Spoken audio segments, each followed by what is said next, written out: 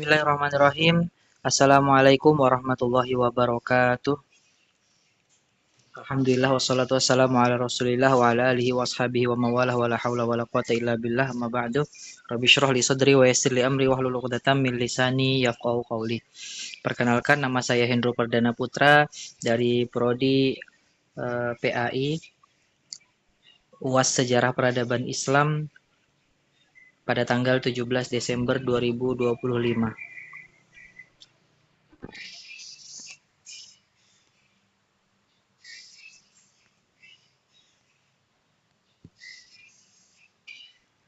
Konteks pembahasan hari ini yang pertama yaitu transformasi peradaban Islam dari masa Nabi hingga Khulafaur Rasyidin. Yang kedua, perbandingan peradaban dinasti Umayyah dan Abbasiyah. Yang ketiga, peran Wali Songo dalam membangun peradaban Islam di Nusantara. Yang keempat, yaitu refleksi sebagai mahasiswa pasca sarjana. 1. Transformasi peradaban Islam dari masa Nabi hingga Khulafaur Rasyidin. Peradaban Islam berawal dari dakwah Nabi Muhammad SAW di Mekah yang menekankan tauhid, akhlak, dan keadilan sosial. Islam hadir untuk mengubah masyarakat jahiliyah yang penuh ketimpangan menjadi masyarakat yang menjunjung martabat manusia. Pada fase ini, Islam membangun fondasi moral untuk spiritual umat. Ketika hijrah ke Madinah, Islam berkembang menjadi sistem sosial dan politik. Melalui Piagam Madinah, Nabi membangun tatanan masyarakat yang adil, menghargai perbedaan agama, dan menegakkan hukum Islam tidak hanya menjadi ajaran pribadi, tetapi juga menjadi pedoman hidup bermasyarakat dan bernegara. Pada masa Abu Bakar, tantangan utama adalah menjaga persatuan umat setelah wafatnya Nabi. Abu Bakar berhasil menegakkan stabilitas melalui ketegasan menghadapi kelompok yang memberontak sehingga keutuhan umat Islam tetap terjaga. Pada masa Umar bin Khattab, peradaban Islam berkembang pesat. Sistem pemerintahan, administrasi negara, peradilan, dan jaminan sosial dibangun dengan rapi.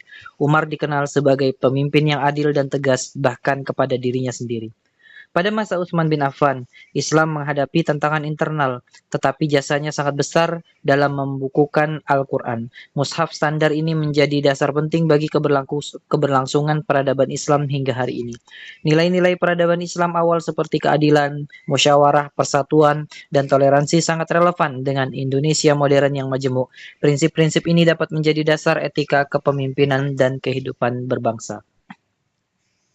2. Dinasti Umayyah versus Abbasiyah.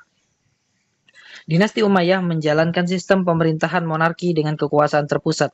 Fokus utama mereka adalah stabilitas politik dan perluasan wilayah. Pada masa ini, Islam menyebar sangat luas hingga ke Afrika dan Eropa. Berbeda dengan itu, dinasti Abbasiyah lebih menekankan pengembangan ilmu pengetahuan dan budaya. Negara mendukung para ulama dan ilmuwan, sehingga lahir kemajuan besar dalam bidang sains, filsafat, kedokteran, dan pendidikan. Kontribusi Umayyah terlihat dalam penyebaran Islam secara geografis, sedangkan Abbasiyah memberi pengaruh besar pada peradaban dunia melalui ilmu pengetahuan. Islam yang berkembang di Nusantara lebih banyak dipengaruhi oleh tradisi keilmuan Abbasiyah yang damai, terbuka, dan berbasis dakwah, bukan penaklukan. 3. Peran Wali Songo dalam peradaban Islam Indonesia. Wali Songo menyebarkan Islam di Nusantara dengan cara yang damai dan bijaksana. Mereka menggunakan pendekatan budaya seperti seni, tradisi, dan pendidikan sehingga Islam mudah diterima oleh masyarakat.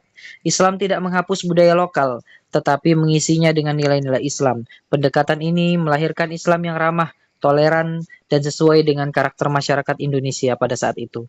Dari sinilah lahir konsep Islam Nusantara dan Islam kemajuan, yaitu Islam yang menghargai tradisi, terbuka terhadap perubahan, dan berorientasi pada kemajuan umat.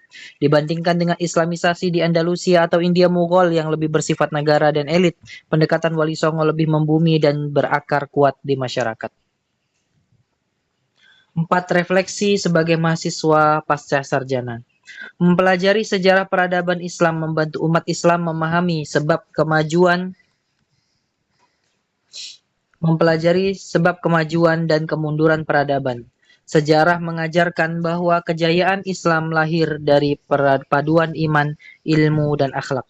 Islam Nusantara dan Islam berkemajuan dapat memberi kontribusi besar bagi dunia modern dengan menawarkan Islam yang damai, moderat, dan mampu hidup berdampingan dalam masyarakat global.